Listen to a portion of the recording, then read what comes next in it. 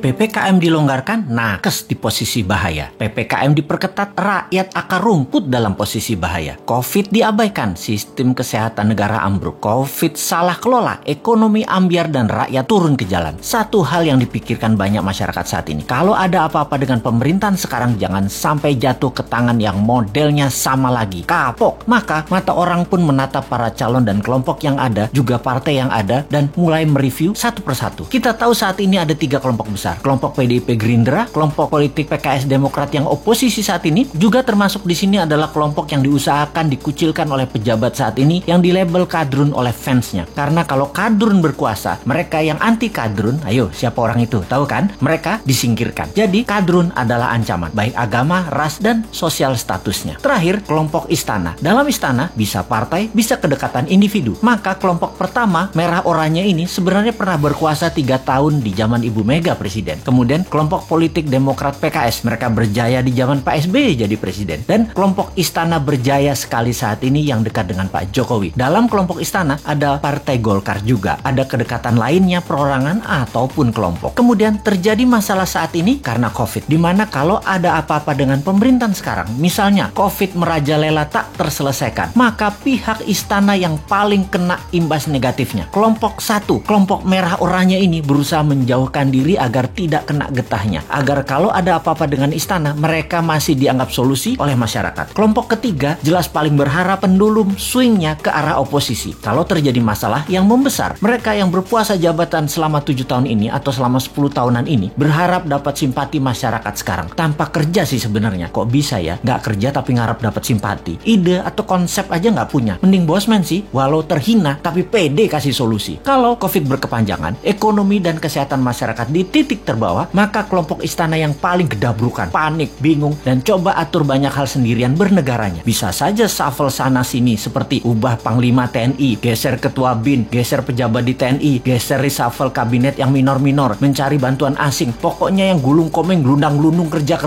ya kelompok istana ini. Yang oposisi memanfaatkan ini semua dengan memberitakan hal-hal yang buruk di sekitar istana dan pejabat terasnya. Oposisi ini, 2 partai utama Demokrat dan PKS ditambah pasukan yang dicap kadrun, yang dicap jual agama. Itulah mereka para oposisi. Di posisi 1, mereka siap-siap ambil peluang juga agar kepercayaan masyarakat tumbuh ke arah mereka. Juga tidak dipersalahkan atas kesalahan kelolaan COVID dan jatuhnya ekonomi karena istana yang paling bertanggung jawab. Kalau istana berhasil melewati masa pelik ini selama 3 tahun ke depan, posisi 1 dan posisi istana berusaha memainkan dongeng kesuksesan ini untuk bekal 2024. Kompak lagi mereka. Singkatnya, saat ini yang namanya politikus sisa, banyak yang masih diam-diam baik untuk ambil posisi. Mau miring ke istana atau mau ikut oposisi dengungkan terus kejelekan istana, gak banyak actionnya mereka ini. Mereka ini seperti Nasdem, P3, PAN, PKB, Hanura. Partai-partai miring ke istana ini juga terasa sekali mereka lagi ambil jarak dengan istana sekarang. Deket enggak, jauh enggak, bantu enggak, ngerecokin dikit palingan. Inilah peta saat ini kalau kita persingkat. Nah, kita sekarang ke depan bagaimana? Kita sekali lagi ingatkan 3 posisi tadi, yaitu kelompok pertama merah oranye, kelompok istana, dan kelompok oposisi. Ini petanya kita tarik ke belakang. Kita lihat 20 tahun terakhir ini. 3 tahun Ibu Mega, 10 tahun Pak SBY, 7 tahun istana saat ini. Total 20 tahun. Kemudian kita list daftar calon pemimpin 2024. Para calon yang ada saat ini adalah datang dari ketiga genre politik yang ada. Sebutkanlah satu persatu. Pasti mengacu ke salah satu kelompok. Misalnya Pak Prabowo masuk kemana? Sudah tahu kan? Pak Erik misalnya masuk kemana? Pak Ganjar, Pak Anies, Pak Ridwan Kamil masuk kemana? Jelas ya? Ini pertanyaan new mind sekarang. Apakah dalam 20 tahun terakhir negara Indonesia jadi negara superpower? Apakah Indonesia jadi negara yang ditakuti dan disegani di sekitar kawasan? Apakah Indonesia jadi negara tidak import lagi dan menjadi negara produsen kelas dunia? Apakah pendidikan Indonesia terbaik di dunia saat ini? Apakah sumber daya alam Indonesia masih utuh atau sudah mulai habis tanpa membuat Indonesia jadi kaya? Bener nggak? Pertanyaannya sekali lagi, yakin masih mau sama mereka yang model kelolaan negaranya pasti sama seperti dalam 20 tahun terakhir ini? Yakin masih memilih orang yang di etalase itu semua? Berani nggak ambil yang baru, yang beda, yang timnya kuat di dalam dan di luar negeri, yang bukan genre bernegara ala 3 kelompok yang berkuasa, yang akan menyatukan semuanya di bawah kekuatan yang baru?